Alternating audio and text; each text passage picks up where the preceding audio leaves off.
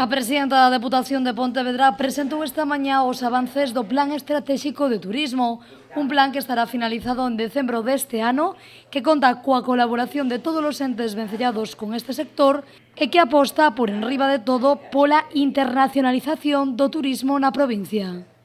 Tamén que unha das grandes conclusións é que é fundamental que reforcemos o sector empresarial, que sexamos capaces de crear un sector que asuma o liderazgo, como ocurre en outros sectores, verdad?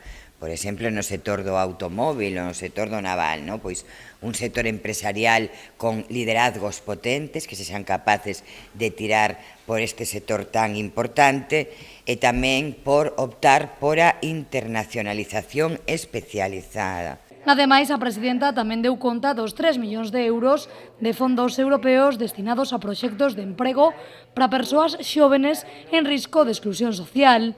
Un dos programas que máis destacou foi o Depo Integra, cun investimento de preto de 2 millóns de euros.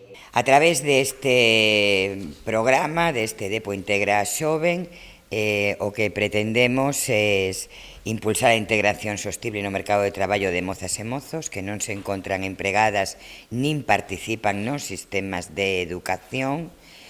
Buscamos garantir a non exclusión por motivos sociais, de nivel formativo, por razóns de xénero, por lugar de residencia. Xa para finalizar, a presidenta presentou, xunto coa presidenta do Pontevedra, o trofeo Luís Otero, que disputará no Estadio Municipal de Pasarón o vindeiro 25 de xullo ás 8 da tarde, un apaixonante derbi entre o Pontevedra e o Real Club Deportivo de Primeira División.